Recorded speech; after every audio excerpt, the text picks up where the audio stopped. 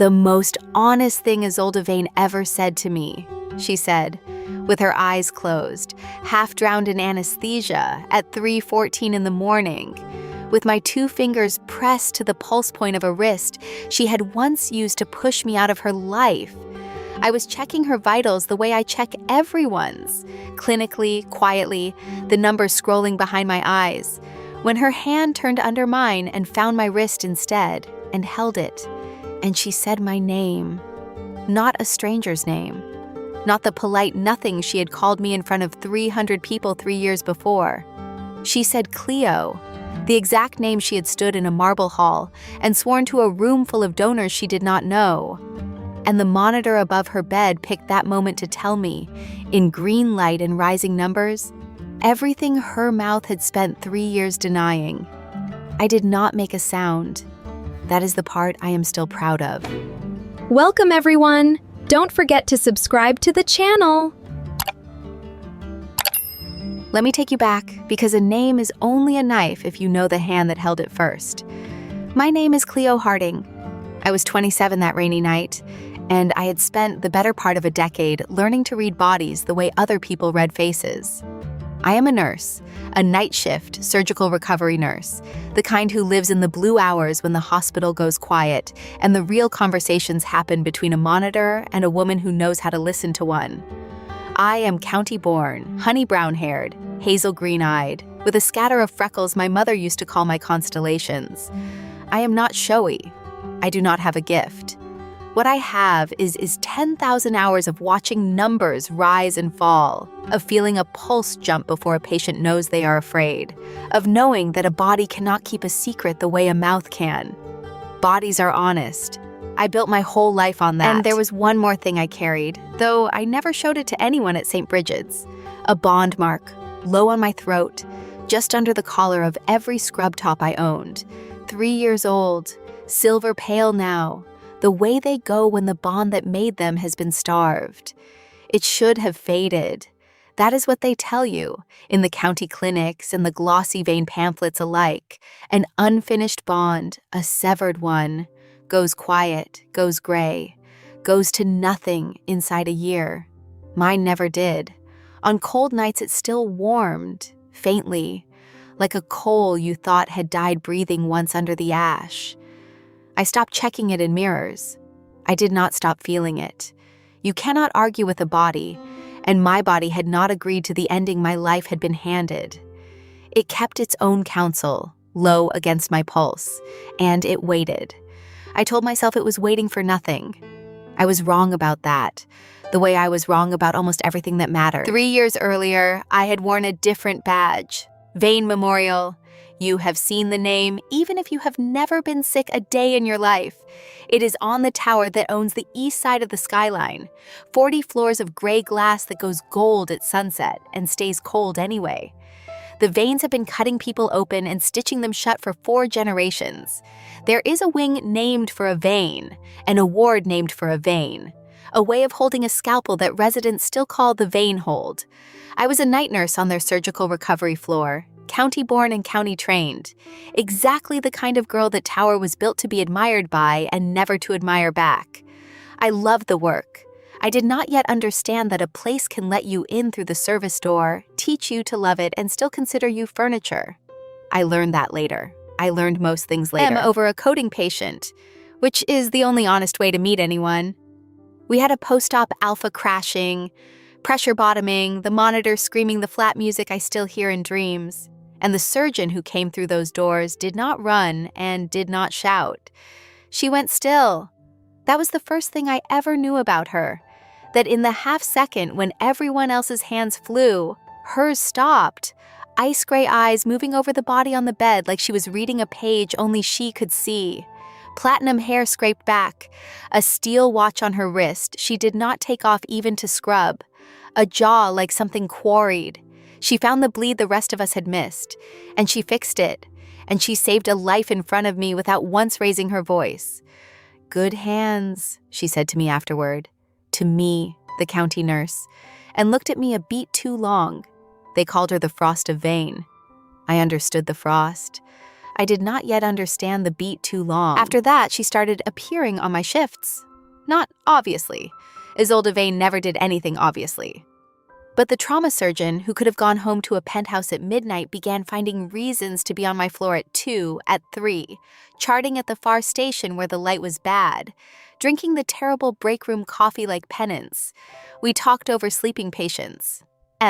She was funny in a dry, exact way, that she noticed everything, that she asked me questions about my patients. No other surgeon asked because no other surgeon thought a nurse's read was worth the asking. What did his numbers do before the alarm, she would say, and listen to my answer like it was data, because to her it was. I had spent my whole life being looked past by people like her. She looked at me. It undid something I did not know I had knotted shut. The night the frost cracked, we lost a patient we should not have lost. A young omega, a bad bleed, nothing anyone could have done. And I found Isolde afterward in the dark supply room, not crying. The Frost of Vane did not cry, but standing with both hands flat on the steel counter and her head down and her breathing wrong. I should have left. Instead, I put my hand between her shoulder blades, the way I would for anyone, and I felt her go still under my palm. That stillness again, but a different kind. The kind a body does right before it decides to let something in. You did everything, I said. She turned her head and looked at me, and for 1 second, the ice gray was just gray, just tired, just a woman who had been raised to believe that losing was a moral failure and had never once been allowed to grieve it. Don't, she said, but she didn't move away. Neither did I. That was the beginning, though it took me weeks to call it one. Falling for an alpha is a thing people describe badly, all fire and helplessness, and it was not that. It was quiet. It was the way her scent, cedar and cold air, and something underneath like warmed metal, started meaning safe to a nervous system that had spent its whole life on alert. It was the way my own settled when she was near, the omega thing, the old chemistry, but running under it something older and plainer than chemistry. I liked her. I liked the person the tower never saw. We were careful for a long time. Two professionals who knew exactly how professional we were failing to be, until one blue morning at the end of a brutal shift, she walked me to my car and stopped and pressed her forehead to mine. Just that, breathing me in, her steel watch cold against my jaw. And neither of us said a word because there was nothing left to say that our bodies had not already decided. I should have been afraid. I was only, for once, home. We could never have been anything but a secret, and I knew the shape of that from the first. I was county-born. She was the Vane heir, not a Vane, the Vane, the one the tower was being kept warm for. There is a kind of family that treats marriage the way it treats a merger, and the Vanes were that kind, and at the head of it was her mother, Dr. Isolde Vane, who had cut hearts for 30 years before she traded the scalpel for the chair at the head of the board. Adelaide believed, the way other people believe in gravity, that love was a liability, a soft place where leverage got in. An heir did not bond for warmth. An heir bonded upward, or sideways, into another dynasty, another wing, another name to carve in stone. A county nurse with a sick mother and a scholarship-shaped hole in her resume was not a match. She was a mistake in progress. I knew all of this. I let Isolde mark me anyway. You would have too. We bonded in secret on a night with no name, in the small apartment I could barely afford, with the rain doing what rain does against a window that did not look out on anything grand. There was no ceremony. There was no witness. There was her stillness, that held breath she did before she let herself take a thing she had decided she wanted. And then there was not stillness. Her mouth at my throat. The old alpha instinct and the plain human want indistinguishable, and a mark set low under my collar where the world would not see it. I remember her hands shaking. The Frost of Vane, whose hands did not shake inside a living chest cavity, shook, setting a bond she was not allowed to want. Mine, she said. Not like a claim, like a confession. Yours, I told her, and meant it in a way I did not have a bigger word for. We had no future we could say out loud. We had that. For a while, in the blue hours, that was a whole country. and we were the only two citizens. What we built in the margins. Her steel watch on my nightstand 3 nights a week. Her platinum head on my county pillow. Ice melting off her by degrees until she was just Isolde, just mine. Just a woman who liked her coffee ruined with sugar and hummed off key when she thought I was asleep. We did not go to restaurants. We did not hold hands where the tower could see. We loved each other in a 1-bedroom apartment, and on the back stairwell of a hospital, and in the front seat of my terrible car. And I told myself that the size of a love has nothing to do with the size of the room it fits in. I still believe that. But I was young enough then to think we could outlast her mother by being quiet, that if we simply never asked the tower for permission, the tower would never think to refuse us. That is not how power works. Power does not wait to be asked. It goes looking. I met Isolde Vane exactly twice before the night she took my life apart, and both times she looked at me the way you look at a chart that is not yours. Briefly, without interest, filing me under someone else's problem. She was smaller than her reputation and colder than her daughter, and where Isolde's stillness was something she chose, Isolde's was simply what she was made of, all the way through. She ran the board of Vane Health the way she had run her operating theaters. Absolute, unhurried, certain. People who had known her 30 years still called her Dr. Vane. She had a way of making a room reorganize itself around her without saying a word, and a habit of learning the one true thing about you that could be used, and saying nothing, and keeping it. I did not know those first 2 times that she had already learned the true thing about me. I found out she had been watching us for months only on the night she told me, and by then it was far too late to be careful. The true thing about me was my mother. She lived 2 hours north in the county I came from, and that spring, the thing we had all been afraid of finally had a name and a stage and a treatment plan. Cancer. The aggressive kind, the kind that does not negotiate. And the only reason my mother was getting the care that was keeping her alive, the trial, the infusions, the good scanner, the good hands, was a charity program that lived, like everything in my life then, inside the Vane machine. Vane Memorial's foundation covered patients who could not pay. My mother was one of them. I used to think of it as a kindness. I understand now that from where Isolde sat, it was not a kindness at all. It was a lever with my mother's name on it, sitting in a drawer, waiting for the day her daughter's heir of the dynasty made a mistake in a 1-bedroom apartment that the tower could not be allowed to keep. I handed Isolde that lever the day I was born poor. She only had to pick it up. I felt it before I understood it, the way I feel a patient turn before the monitor does. Isolde got quieter that last month. Not the good quiet of the blue hours, but a held, watchful quiet. The stillness turned inward and locked. She started looking at her phone and putting it face down. She held me at night like she was memorizing me. Too hard, too long. And when I asked her what was wrong, she said nothing in a voice I had heard her use on families she was about to give bad news. The steady one, the one that is a wall.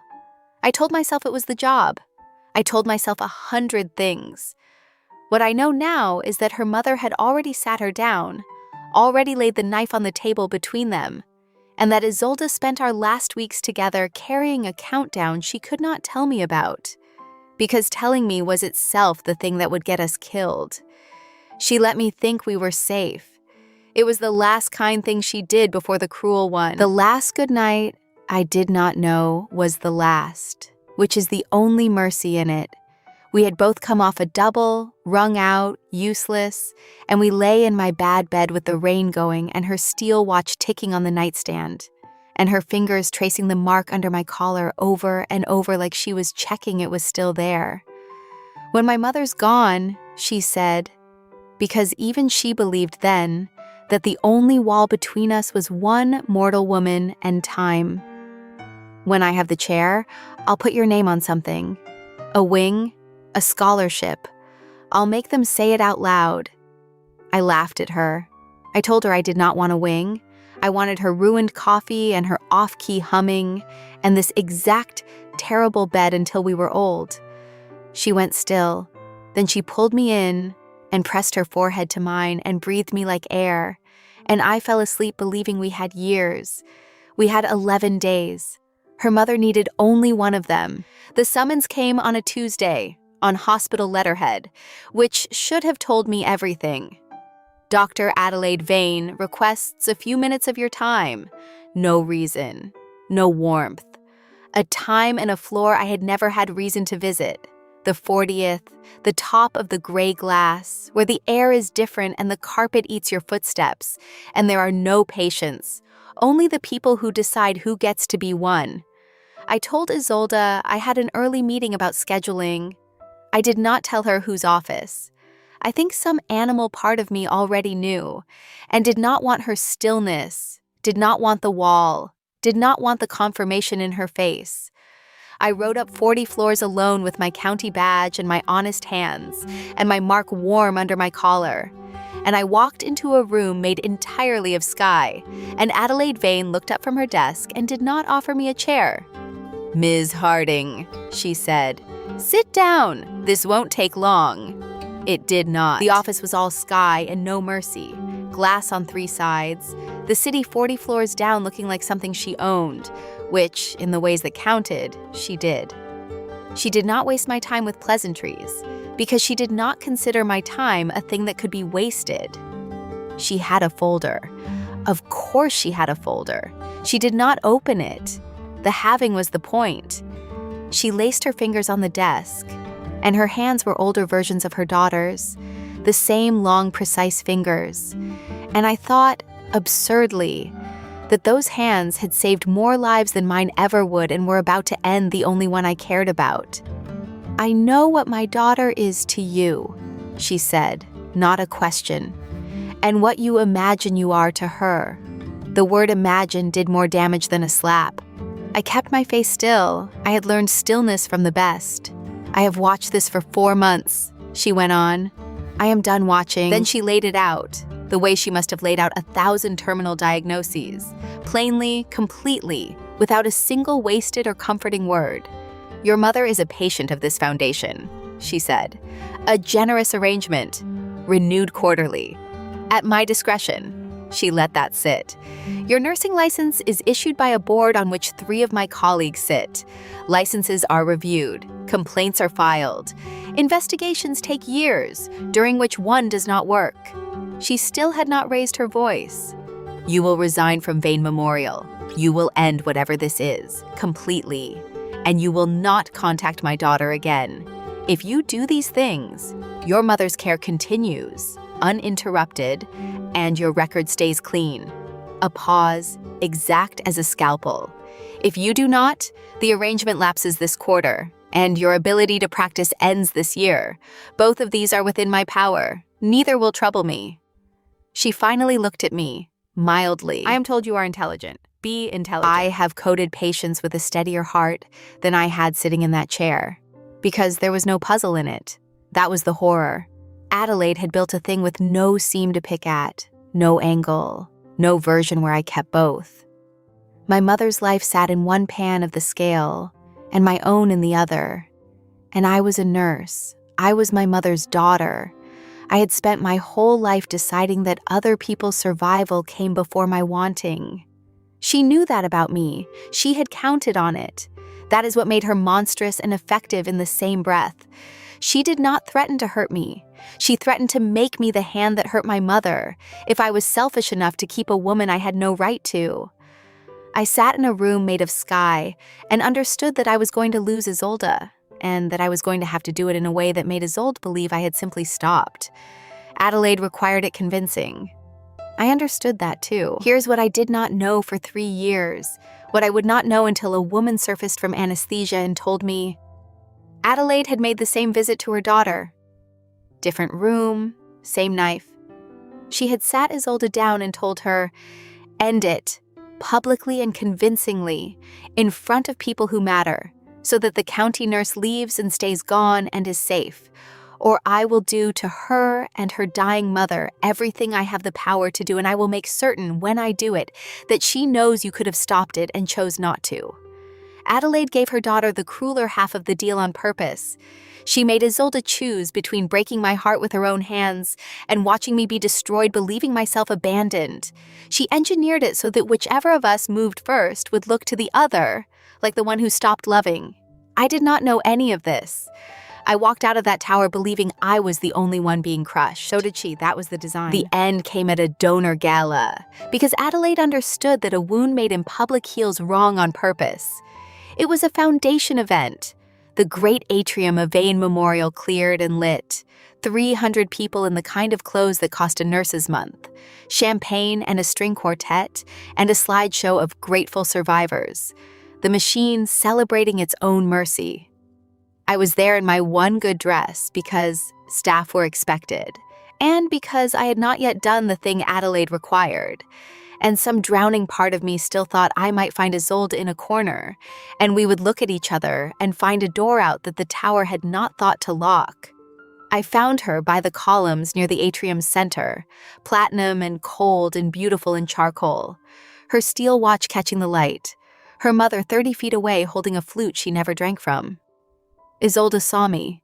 She went still. And I knew, from across a room full of the county's betters, that whatever happened next, she had decided it already. She walked toward me, and I made the mistake of hoping, and then she did it where the most people could hear. She did not lower her voice. That was the cruelty, and I know now the point. Adelaide needed witnesses, so Isolde gave her witnesses. Ms. Harding, not Cleo.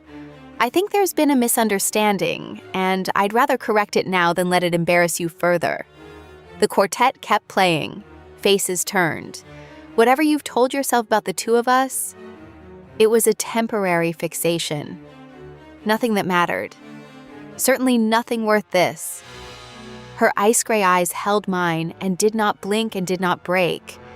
And only I was close enough to see that they had gone flat, gone dead, the way a monitor goes flat. All the person drained out of them on purpose. "Don't embarrass yourself," she said gently. "For the room, go home." Then the Frost of Vane turned her back on me and walked to her mother's side, and let 300 people watch me learn what I was worth. I did not make a sound. I want that on the record, because it is the only thing from that night I kept for myself. 300 people waited for the county nurse to sob, to grab her sleeve, to make the scene that would prove I had reached above my station and been rightly slapped down for it. I felt the whole room lean in for it, hungry, the way rooms are. And I stood in my one good dress with her mark warm and traitorous under my collar, and I did not give them one tear. I set my champagne down on a passing tray. I said to no one, "Excuse me," the way you do when you are leaving a party and not a life. And I walked out of that atrium at an ordinary pace, past the slideshow of the grateful, past Adelaide, who watched me go with the mild satisfaction of a woman confirming a diagnosis. And I did not run until I was through the doors and around the corner where the glass could not see. Then I ran. I resigned 2 days later by email, effective immediately, forfeiting the notice and the reference and the 10,000 hours. I did the other things too. All of them, exactly. Because Adelaide would be checking and my mother's life was the collateral. I changed my number. I did not answer the 2 calls that came before I did. I packed the 1-bedroom apartment into the back of my terrible car, and I found the steel watch she had left on my nightstand 3 weeks before and never come back for. And I could not make my hands throw it away. So I wrapped it in a sock and buried it at the bottom of a box and drove north with it and told myself it was nothing, a thing left behind, not a thing kept. I moved cities. I built a life somewhere the Vane name was just a logo on a pill bottle. I did every single thing that woman required of me on time and completely, because that was the deal. And the deal was the only wall left standing between my mother and the dark. I kept my half. Adelaide kept hers. That at least was true. 3 years is long enough to build a life around a wound, if you are disciplined. And I am nothing if not disciplined. I did not look her up. I want credit for that because it was the hardest continence of my life. I had a whole hospital's worth of ways to find out how Isolde Vane was doing, and I used none of them. I did not read the medical society profiles. I did not search the galas. When her name surfaced in an article a coworker left in the break room, I turned the page over and refilled the coffee, and my hands did not shake. And I counted that a victory the size of a war. I told myself the story that let me keep breathing, that she had gotten bored, that the county nurse had been a season and I had mistaken it for a life, that the flatness in her eyes at the gala was the truth, and the blue hours had been the lie. It was a terrible story, but it let me hate her a little. And a little hate is a load-bearing wall when grief would bring the whole house down. My mother lived 19 more months, and Adelaide kept her word, which is the closest thing to gratitude I will ever feel toward her. The care continued, the infusions, the good scanner, the hands. I drove north every weekend I could and sat in a warm care room that smelled of antiseptic and the lavender lotion she liked. And I read to her, and I did not tell her why I had left the city or the woman, because she had enough to carry. She thought I had simply come home to her. In a way, I had.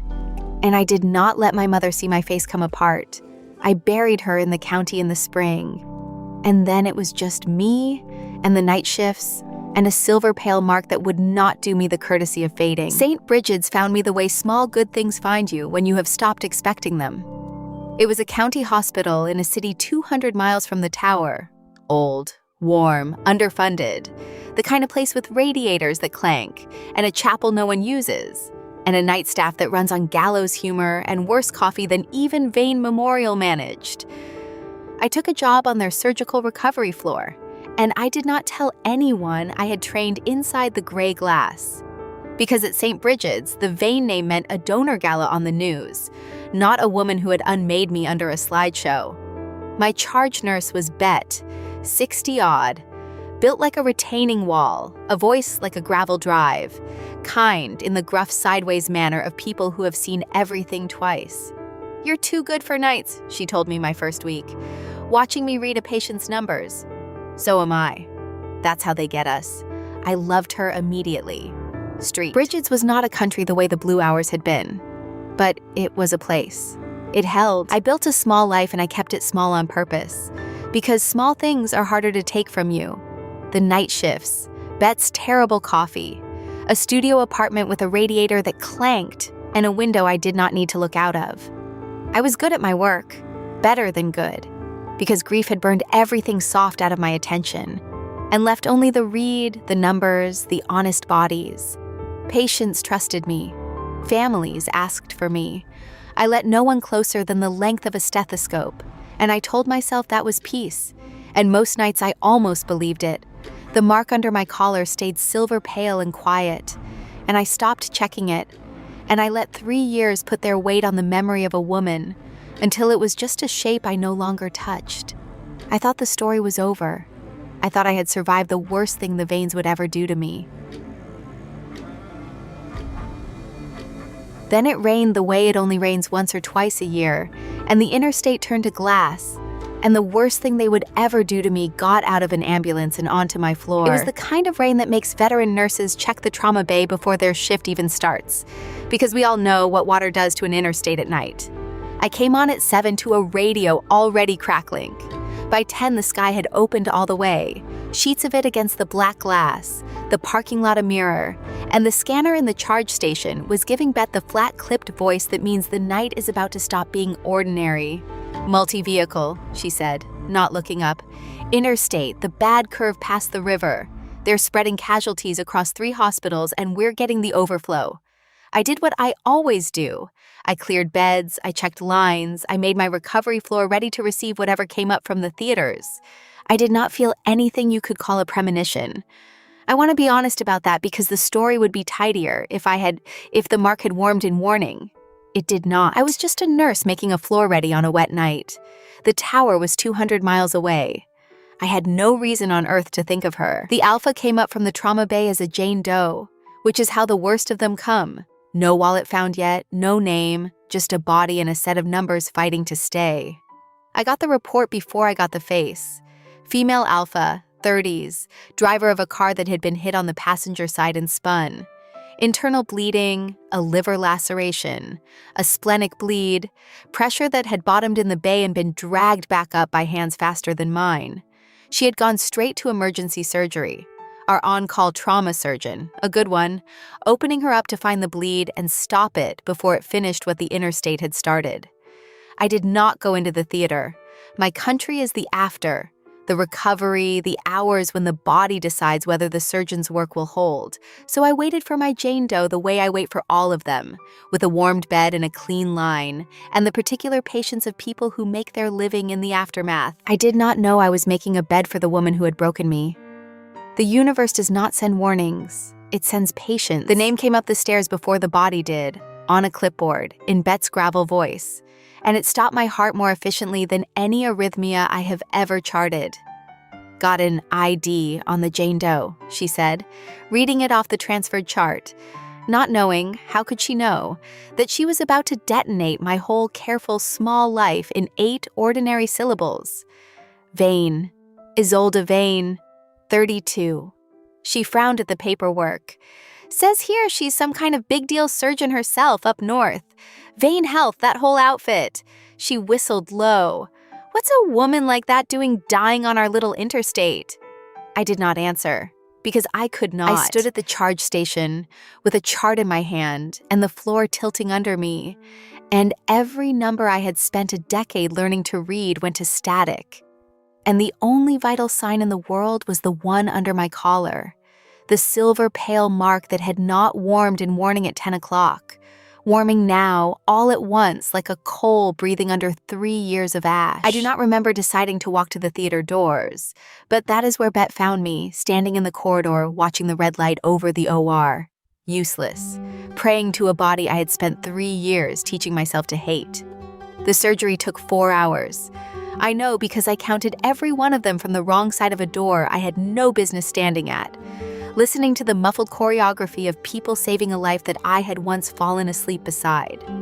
A liver laceration is survivable. A splenic bleed is survivable.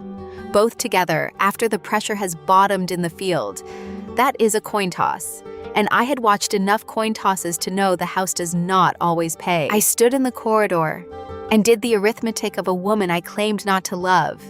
And every time the numbers came up, death, my whole body refused them. And I understood, standing there, that the 3 years and the hate and the small good life were a coat I had been wearing over a wound that had never once closed. She survived. The light went off. She was alive. And she was coming to my floor. There was no one else. That is the part that sounds like fate and was only arithmetic. The arithmetic of an underfunded hospital on the worst night of its year. We were slammed. The pileup had filled every recovery bed we had, and half the ones we did not. And my 2 floor mates were drowning in their own criticals. And Bet stood at the assignment board with her marker and her impossible list, and did the only math the night allowed. Harding, she said, you take the Vane transfer. You're my best read and she's my worst off. I'm not putting her with a floater. She did not know what she was asking. She could not have known. I opened my mouth to say something. I have no idea what. There was nothing to say. And Bet was already gone to the next fire. So I took the chart. I took the assignment. I walked into the room where they had put Isolde Vane, the alpha who had denied me in front of 300 people. And I became, by the cold arithmetic of a short-staffed night, the one nurse standing between her and whatever the dark still wanted. I had no choice. And then I made one anyway. I stayed. She did not look like the Frost of Vane. She looked like all of them look after the theater. Smaller, grayer, breakable, the ice all melted off by anesthesia and blood loss, and the sheer indignity of survival. They had her intubated still. The ventilator doing her breathing in its patient mechanical sigh. Lines in both arms. A drain. The great bruise of the seatbelt already blooming purple across a collarbone I had once pressed my mouth to. Her platinum hair was dark at the roots with old sweat. Someone had taped her eyes shut for the surgery, and the tape had left its ghost. And on her wrist, against all protocol, someone in the theater had not been able to get it off or had not tried. The steel watch. Still there. Still ticking, I imagined, though I could not have heard it over the machines. I stood at the foot of her bed with her chart in my hands and looked at the wreck of the most powerful woman I had ever loved, and the professional in me cataloged the damage. while the other thing in me, the buried thing, simply broke open and bled. So I did what I know how to do, because it was the only thing standing between me and coming apart in a patient's room, which we do not do. I worked, I checked her lines and her drain and her output. I read her monitor the way I read every monitor, the numbers scrolling behind my eyes, pressure and rhythm and saturation. And I made the tiny, endless adjustments that are the actual substance of keeping a person alive in the hours after a surgeon hands them back. I charted in my small, exact hand. I titrated. I suctioned. I turned her at the intervals that keep the lungs from drowning and the skin from breaking down. And when I turned her, I was careful of the drain and careful of the bruise and careful, God help me, of a body I had memorized in another life. I did not cry. I did not speak to her. I did my job over the wreck of my own heart the way you carry a full cup across a moving train, and the doing of it was the only prayer I had. Bodies are honest. I let hers be my whole world, because the alternative was to let it be Isolde. The blue hours are long when you are keeping the vigil, and longer when the body under your hands is the one that unmade you. I sat with her through the worst of the night, because the criticals need constant eyes, and because I could not have left if Bet had ordered me to. The ventilator sighed. The monitor kept its green count, and I found myself doing the thing I had trained a decade for and never once done like this, reading a body I loved for the story it was too unconscious to tell. Her pressure was climbing, slow and stubborn, the surgeon's work holding, her rhythm steadied hour by hour. Somewhere under the sedation, her nervous system was doing the animal arithmetic of survival, and I watched it choose to live, number by number, and I hated how glad I was. Around 4, her hand moved. Just a twitch, the anesthesia loosening its grip. The first sign of a person coming back up from the deep. I should have called it in and stepped back.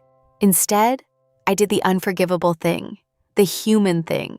I put my hand over hers to still it, the way I would for anyone, and her fingers closed. Coming up from deep anesthesia is not like waking. It is like surfacing. The body breaks the surface before the mind does, all instinct and no story, the oldest parts of a person arriving first. She surfaced in stages over the next hour, the sedation lightening, the ventilator weaned, the tube finally out, and her own breath ragged and real in its place. Her eyelids fought. Her monitor climbed toward the numbers of a woman rejoining the world. And all through it, her hand stayed closed around mine, because I had not taken it back. Because I'm a coward, exactly once in this story, and this was the moment. I could not make myself let go of the first warm living thing I had touched of hers in 3 years. "You're at St. Bridget's," I said.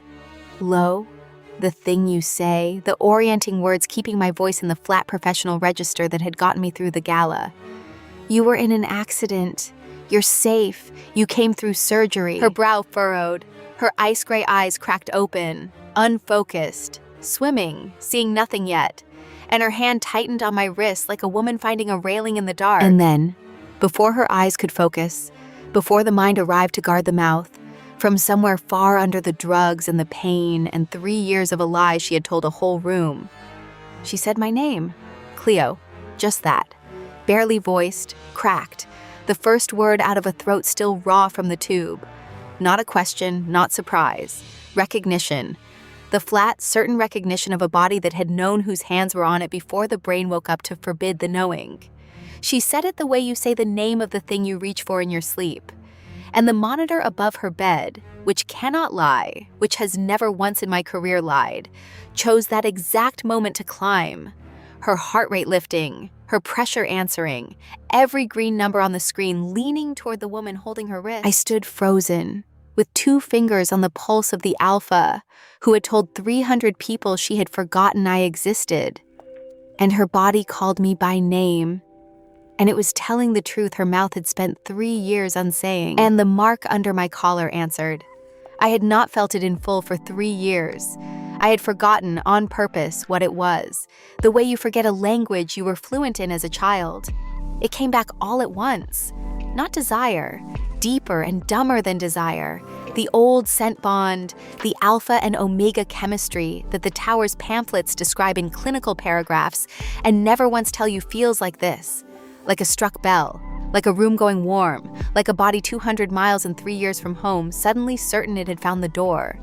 Her scent had changed under the blood and the antiseptic and the sour of anesthesia, but underneath all of it was cedar and cold air and warmed metal, and my nervous system, my traitor omega nervous system, read safe and home off it before I could stop it. The mark warmed against my throat like a coal breathing under ash. I took a step back so hard I nearly took the IV pole with me. Her hand fell open on the sheet, reaching for a wrist that was no longer there. And her monitor, bereft, told on us both. I am a professional. I put the wrist back, hers on the bed gently, and I picked mine up off the floor of that moment, and I did my job, because that is what I have instead of grace. I documented her waking. I ran the neurochecks, the orientation, the pain, the pupils. I titrated her comfort. I answered the animal reach of her hand with the flat kindness I would give any patient surfacing frightened from the deep. And I did not say her name. And I did not say mine. And I did not let one crack show in the wall the gala had taught me to build. But my own pulse was a riot under my sleeve. And I knew, because I read bodies, because it is the one thing I have never been wrong about, that mine was climbing to meet hers on that green screen. 2 hearts 3 years estranged doing the arithmetic of a bond neither of us had been allowed to keep. Her eyes were closing again, the drugs pulling her back under. "Stay," she breathed, not knowing where she was, not knowing anything. I did not answer. I stayed. God forgive me, I stayed. The days that followed were mine to survive, and I survived them the way I survive everything, by working. But the nights were something else. Because at night the floor emptied of everyone but the 2 of us, and the truth got harder to outrun. She was lucid by the second night, the frost reassembling itself feature by feature as the drugs came down and the pain came up, the ice-gray eyes tracking now, the jaw setting, the woman I had loved climbing back into the wreck of her own body and taking command of it. And she was my patient. There was no version of the schedule where she was not. Bet had made the assignment, and Bet did not reassign her best read off her worst off patient for reasons the best read declined to explain. So I came in each night, and I cared for the alpha who had denied me, hour by clinical hour, and she watched me do it with an expression I could not read and did not try to. And the room filled up with 3 years of everything neither of us had said, until there was barely space left to breathe. She spoke first, on the 3rd night, in the voice she must use in her own operating theaters. Level, careful, a woman diffusing a thing she knew could take her hand off. "They tell me," she said, "that the nurse who's kept me alive since the accident is named Harding. I was changing her dressing. I did not stop." "That's right," I said. "You've had good care." "Cleo." Just my name again, but awake this time, deliberate, no anesthesia to blame it on. My hands did not stop. I am proud of my hands. "It's Nurse Harding on this floor," I said, and taped the dressing down, and met her eyes because I would not give her the satisfaction of watching me avoid them. "You should rest. You're 4 days off a liver laceration. Your body has better things to do than talk." She looked at me for a long moment, and something moved behind the ice. Not the flat dead thing from the gala, but the other thing, the blue hours thing. And it was worse. It was so much worse because I had spent 3 years convincing myself I had imagined it. "All right," she said quietly. "Nurse Harding, she let me win the round." She had always known how to lose one on purpose. What I could not understand those first nights was that she was not ashamed. I had built 3 years on the certainty that if I ever saw her again, she would look away, that a woman who denies you in public carries the shame of it somewhere. But Isolde looked at me like a woman looking at something she had lost and found, not something she had done wrong, puzzled by my coldness, wounded by it, as though my armor were the surprise and not her betrayal. It made no sense to me. I had been at that gala. I had heard a temporary fixation, nothing that mattered, in a voice pitched for 300 people. And here she lay looking at me as if I were the one who had walked away, as if there were a version of that night I had somehow missed. I did not ask. Asking was a door, and I had welded that door shut to stay alive. But it sat in me, wrong. A symptom that did not match its diagnosis. And I have never in my life been able to leave a symptom that does not fit alone. That is the flaw that would undo my armor, not her. My own need to read the body of the thing correctly. The crack came on the 5th night, over nothing, over the steel watch. I was checking the pulse in that wrist, clinically, the radial, 2 fingers, the watch pushed up out of my way. And she said, watching my face, "You kept it." I did not understand. "The watch," she said. "You're being careful of it." Most nurses would have had it off me in the trauma bay. I had been careful of it. I had not noticed I was being careful of it. "It's just a watch," I said, and heard how badly I lied. Her mouth did something that was almost the ghost of a smile, and was mostly grief. "I left it at your apartment," she said. 3 years ago, on the nightstand. I went back for it and you were gone.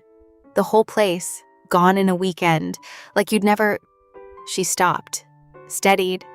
"I always wondered if you threw it away." And I stood there with my 2 fingers on her pulse, feeling it climb under the truth.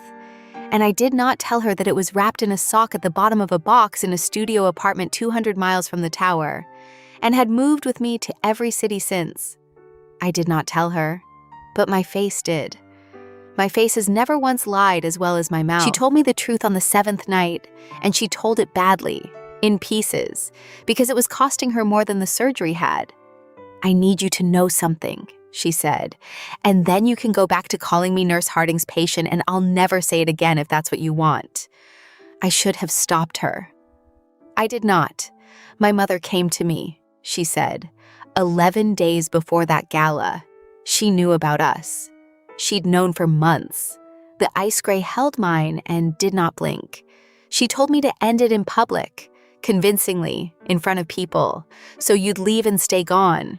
Or she'd cancel your mother's care and burn your license and make sure when she did it that you knew I could have stopped her and didn't. Her breath caught on the drain. So I stood in that atrium and I said the cruelest thing I could build, because cruel was the only thing that would make you run far enough and fast enough that she'd have no reason to touch you. She looked away finally. I have hated myself in that room every day for 3 years. I would do it again tonight. It kept you alive. I did not fall into her arms. I want that on the record too, because the story wants me to. And I would not give the story what I had not given the room. "You decided," I said. My voice came out very quiet and very level. The nurse voice, the wall. "You stood in that atrium and you decided for both of us that it was better for me to spend 3 years believing I was a temporary fixation than to spend 1 hour knowing the truth and choosing for myself. There was your mother's life. There was a phone," I said. "There were 3 years of nights. There was 100 ways to get one true sentence to me, and you decided I was safe or stupid. The monitor climbed, hers, mine. I no longer knew whose. You are not the only one who can do the math of somebody else's survival, Isolde. I did it too, the same week, in your mother's office. I just never got to decide to hurt you back. I only got to be left."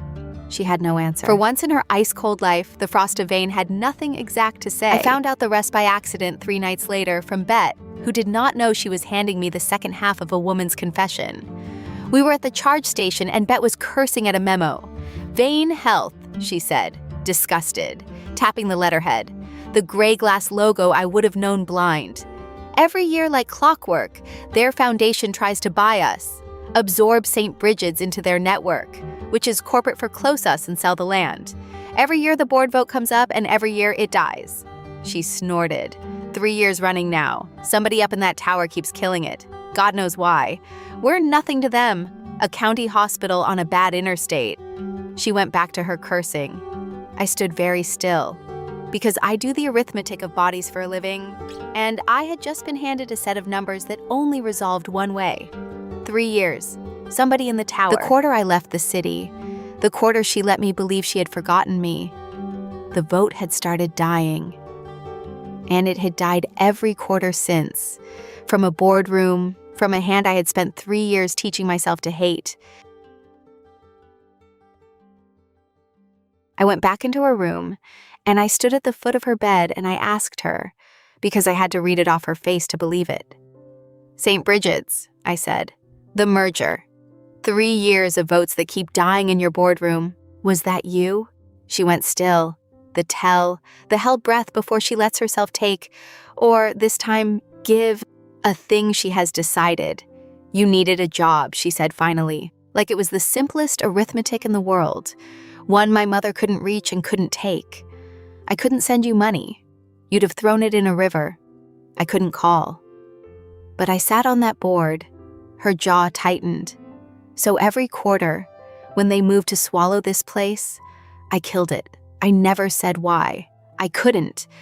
The second anyone knew you mattered to me, you stopped being safe. So I kept voting no and letting them think I had a reason. And watching from 200 miles away to make sure the one hospital I could keep standing between you and the dark stayed standing. She looked at me. "You were never nothing to me, Cleo. You were the only thing I ever protected by pretending it didn't exist." I needed to be a nurse for a while after that, so I went and was one. And it saved me the way the work has always saved me. I did Mr. M, and I sat with Bet eating the terrible coffee. And I let the ordinary holy machinery of St. Bridget's remind me what the merger memo actually meant. Because it was not just my job in that boardroom vote. It was Bet, 61 and unhireable anywhere that runs on youth and margins. It was the frightened Omega who could get to us on a bus. It was the whole warm, underfunded, clanking county mercy of the place. The radiators and the unused chapel, and the night staff who ran on gallows humor. All of it sitting on a board agenda 200 miles away with a line through it that someone kept redrawing every quarter for a reason she would not say. I had been so busy being the woman Isolde broke that I had not once been the woman she was keeping. It is a strange thing to find out you have been protected. It does not feel like safety. It feels like a debt you never agreed to owe. Isolde Vane came to St. Bridget's on the 10th day, and the temperature of my whole warm hospital dropped 10 degrees the moment she walked onto the floor. She had not changed. 3 years, and she was the same small, cold, absolute woman, in a coat that cost more than our ventilators, moving through my county corridor like an auditor through a business she intended to close. She had come, ostensibly, to collect her daughter, to transfer Isolde back to Vane Memorial the instant she was stable enough to move, back into the tower, back onto the board, back into the life that had a scalpel and a chair and an arranged future in it. But she found me first. Of course she found me first. She stopped in the corridor and looked at me the way she had looked at me in her office 3 years before, briefly, without heat, filing me under a problem she had already solved once and was mildly annoyed to solve again. "Ms. Harding," she said, "I did wonder where you'd landed." A pause, precise as a blade. How strange that of all the hospitals in the country, my daughter should crash into yours. She did not think it was strange at all. She thought it was a loose end. She offered me the check in the family waiting room with the door closed, in the same unhurried voice she had used to end my life the first time. She did not raise the subject of the past. Adelaide never revisited a completed transaction. She simply opened a new one. "My daughter is sentimental after trauma," she said. "It's chemical, it passes. What doesn't pass is the damage a woman like you can do to a legacy like ours by being available during the passing."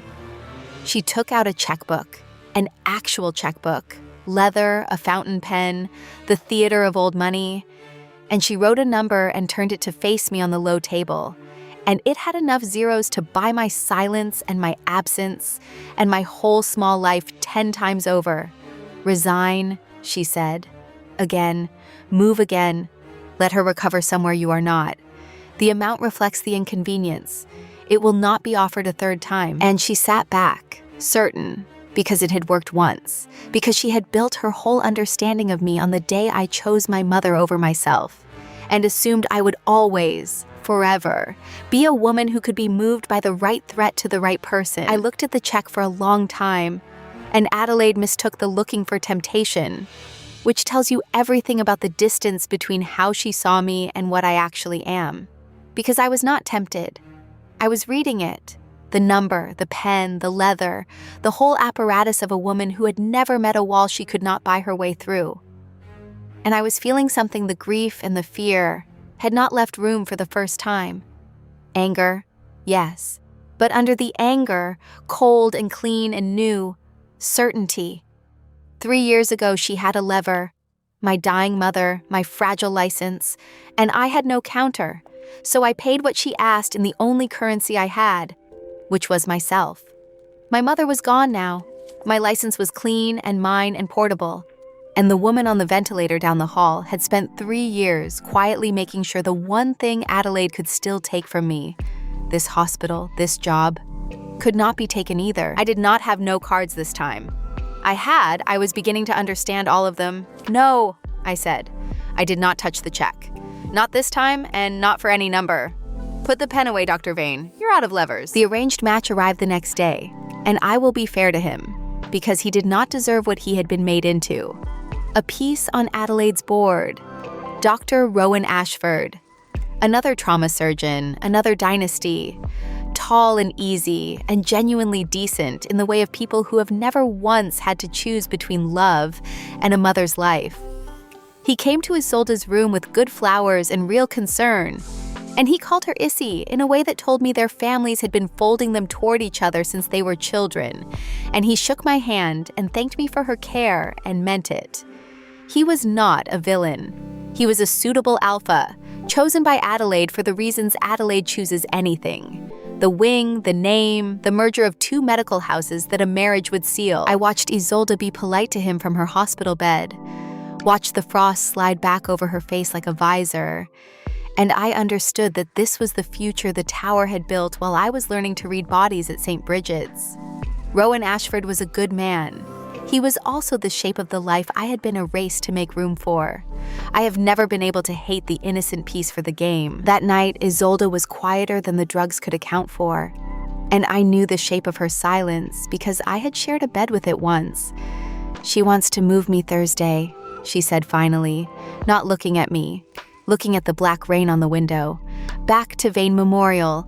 There's a foundation gala Friday. The annual one, the merger vote, the whole board, and half the press. Her jaw worked. She's going to announce the St. Bridget's acquisition and Rowan, both, on the same stage. 2 mergers in one night. It's very efficient. It's very her. I did not say anything. I was checking her line, my hand steady, my heart not. If I go back into that tower Thursday, she said, I know exactly who I'll be by Friday night. I've been her heir for 32 years. I know how the ice goes back on. And then she turned her head and looked at me with the blue hour's eyes, the undefended ones, and said the truest frightened thing I ever heard her say. I don't know how to be the version of myself that chooses you out loud. I only ever learned how to protect you in the dark. I don't know if I can do the other thing. I need you to know I'm afraid of it. I broke my own rule that night, once for a minute, and I am not sorry, though it cost me the sleep of the next week. She had a bad hour near dawn, pain breaking through, her pressure spiking, the old trauma of the body catching up to the new trauma of the choice in front of her. And I did what I do. I brought her back down, the medication and the low voice and the steady presence. And somewhere in it, her hand found my wrist again, the way it had the first night. And this time she was awake enough to mean it, and I was tired enough to allow it. I did not take her hand. I let her keep mine. I leaned down, and I put my forehead against hers, the way she used to do to me on the back stairwell and in the front seat of my terrible car. And I breathed her in, cedar and cold air and warmed metal under the antiseptic, and the mark under my collar sang. And for 1 minute in a dark hospital room, I let myself remember what home had felt like. Then I straightened up. I let go.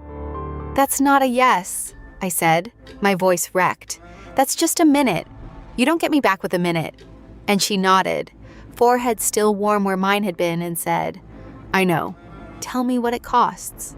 I'll pay it. So I told her what it costs, because I had finally, after 3 years, done the arithmetic on my own worth and found the number was not for sale. A boardroom won't do it, I said. A grand gesture won't do it. You are very good at one enormous dramatic moment in a room full of important people. You proved that at the last gala, and it nearly killed me. I don't want the moment. I want the mornings. I made myself say all of it.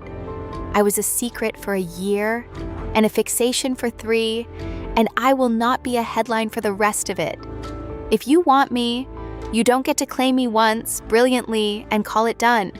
You show up, in daylight, where your mother can see, and your board can see, and Rowan Ashford can see, not once, over and over, until over and over is just our life.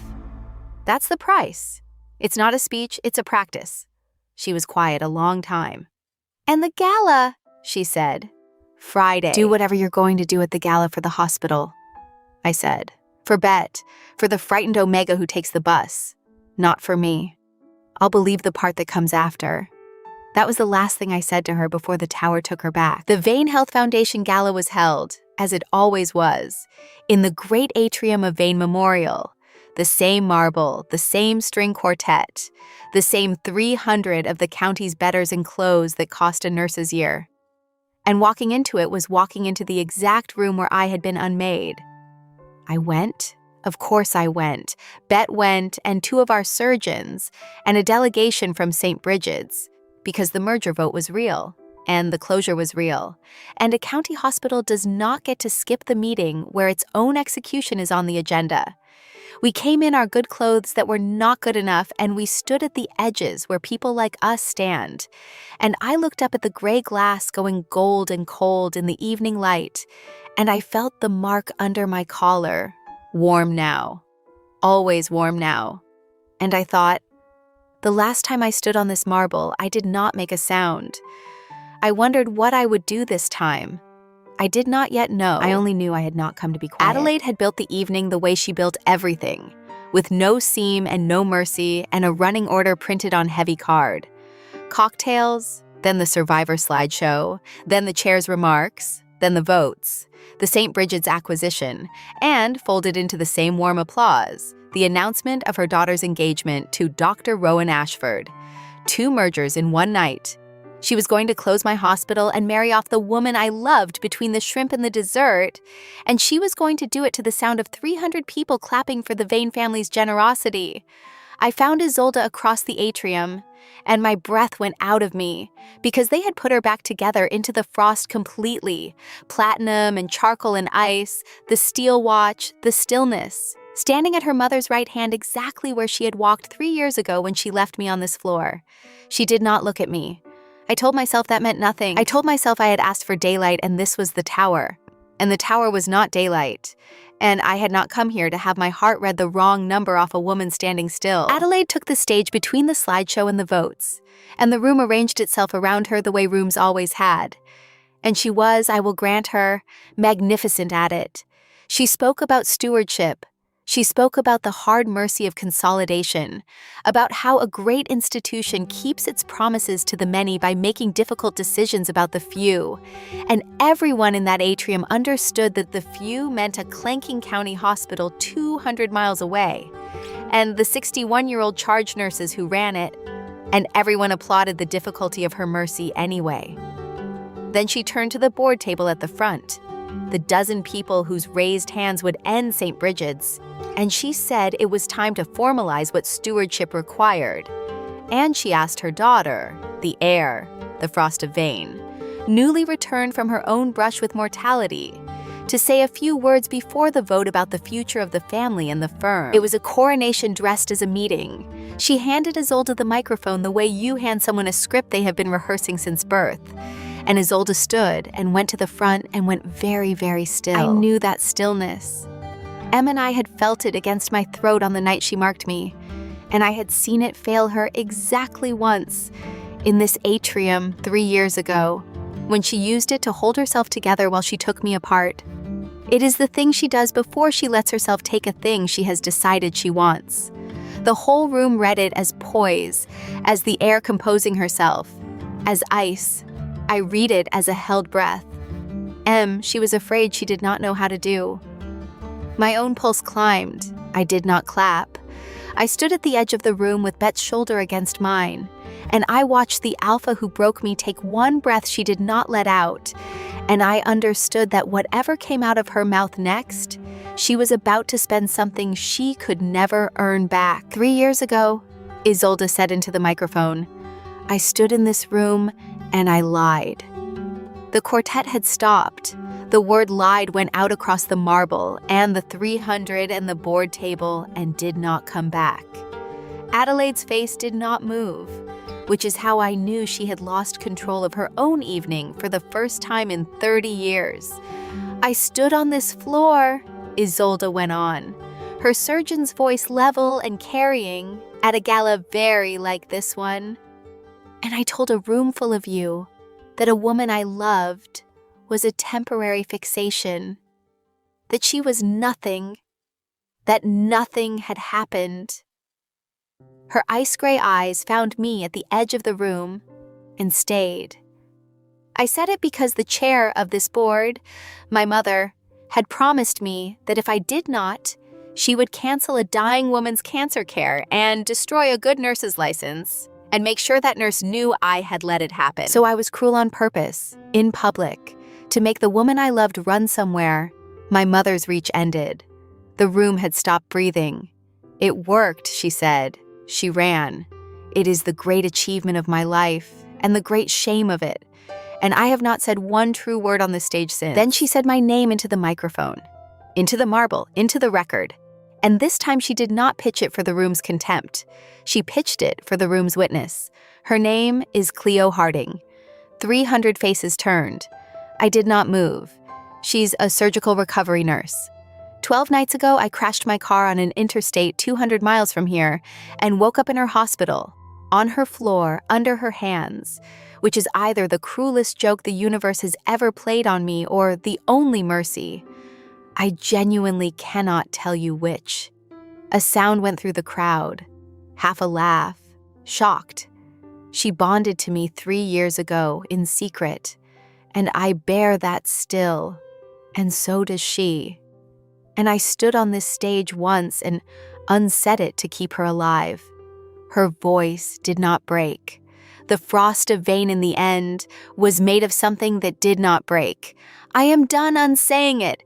Cleo Harding is my bonded. She was never nothing. She was the only thing I ever loved enough to throw away to save. And she looked at her mother when she said the next part.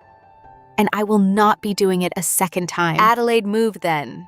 A small gesture toward the board table, the vote, the running order, the evening she was trying to drag back onto its rails. And Isolde turned to the 12 raised hand people who were about to end my hospital and spent the rest of what she had. Before anyone votes, she said, understand what you're voting on, because I've made sure for 3 years you couldn't. She laid it out with the surgeon's economy. St. Bridget's has been on this board's kill list for 3 years. The acquisition dies every quarter because I kill it. I've never told you why. I'll tell you now, because the woman I love works there, and it was the one place my mother couldn't reach her, and I would rather burn a quarterly efficiency to the ground every 3 months for the rest of my life than let this family close the hospital that kept her safe. She lifted her chin. I hold my grandmother's shares. I'm invoking them against the acquisition tonight, on the record, in front of the press my mother invited. St. Bridget's stays open, all of it, every nurse, vote however you like, it will not pass. And it did not. It should have ended there, the way these stories end, the Alpha's grand speech, the Omega's grateful tears, the music swelling. But I had told her a boardroom would not do it, and I am a woman who keeps her word even to herself. So when Adelaide found me in the emptying atrium 20 minutes later with the leather checkbook already out, I was almost grateful. She had one lever left, and she reached for it out of pure habit. Whatever theater my daughter just performed, she said, low, writing can still be managed. Names can be walked back. A statement, a discrete arrangement, a number large enough to make you a private person again. She turned the check to face me, larger than the last one. Obscenely large, the number of a woman who had finally understood I might be expensive, and still not understood that I was not for sale. 300 people had watched Isolde claim me. Some of them were watching this. Good, I thought. Let them witness this part too. I picked the check up. Adelaide's eyes flickered. victory, habit, and I tore it in half and then in half again. And I set the pieces in her open palm, the way she had once set my whole life on a desk in the sky. "You're out of levers, Dr. Vane," I said. "You just don't believe a county nurse can afford to mean it." And then, because power is only power if you spend it on the truth, I turned to Isolde, who had come looking for me, who was standing 3 feet away having heard me tear her mother's fortune in half. And I did not fall into her arms either. "That was a good speech," I said. And I let her see that I meant it, and I let her see that it was not enough, both at once, because both were true. You told 300 people. You told the press. You saved my hospital, and you saved Bet's job, and you stood on the floor where you broke me, and you broke the other way instead. I'm not going to pretend that was small. I stepped closer, close enough that only she could hear the rest. But a gala is just a louder version of the thing you're already good at. What I want is the thing you said you were afraid of. Tomorrow in daylight, with no press and no board and no microphone. When there's nothing to win, show up. And the day after. And keep showing up until the showing up is boring. Until it's just our life. Until neither of us can remember it being brave. I held her ice gray eyes. Earn the mornings. Those are the ones I'll believe. She asked me, quietly, wrecked, the frost all gone, how I could be so certain of her now, after everything, when her own words on 2 stages had told me twice that I was nothing. And I told her the truest thing I know, the thing I have built a whole life and a whole profession on, the thing her body had told me at 3:14 in the morning while her mind was still under the drugs and could not stop it. Because I read bodies for a living, I said. And I had my fingers on your pulse when you came up out of that anesthesia, before you were awake enough to lie, before your mind could get to your mouth and put the ice back on. And you said my name, and your heart rate climbed to meet it, and every number on that monitor leaned toward the woman holding your wrist. I let it land. You spent 3 years telling a room I was nothing. But a pulse doesn't lie about whose name it's beating for. Your mouth denied me on 2 stages, Isolde. Your body called me home on the first night it wasn't allowed to guard itself. I stopped believing your words a long time ago.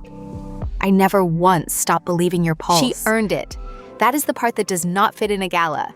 And so the gala does not get to have it. She came to St. Bridget's the next afternoon in daylight, with no press and no charcoal armor, in an ordinary coat. And she sat in our clanking waiting room for 2 hours until my shift ended, because I would not leave a critical patient to come out early. And she did not sulk about it. She read a magazine from 2019 and let Bet interrogate her and drank our terrible coffee and made a face at it exactly the way she used to make a face at Vane memorials. She came back the day after, and the day after that. She resigned her mother's chair and kept her grandmother's shares, and used them quarter after quarter to keep a county hospital alive out loud now instead of in secret. She learned the frightened out loud thing by doing it badly and then less badly and then, eventually, like it was simply her life. She showed up until the showing up was boring. It took a long time. I let it take a long time. Some things you do not get to have back all at once, and both of us, at last, had learned the arithmetic of a survival that was worth the wait. People ask me, when they hear a piece of it, whether I forgave her, as though forgiveness were a single door you walk through once and are done. It was not a door. It was mornings. But I will tell you how I answered her. The first night she came back to my studio apartment with the clanking radiator, when she stood in the doorway, not still for once, undefended, and asked me if there was any way back to what we were. I did not say yes. I did not say no. I crossed the small, warm room to where she stood, and I took her wrist in my hand, the one with the steel watch, the one I had been careful of on a trauma night 3 years in a lifetime in the coming. And I pressed 2 fingers to the pulse point the way I have 10,000 times, the way I do for a living. and I felt it jump under my touch, fast and certain, and telling the truth, her mouth had spent 3 years unlearning how to tell. I held her pulse, and I let her feel me count it. "That," I said. "That's my answer. That's the only one I trust." And I did not let go. For once in my disciplined life, I did not let go.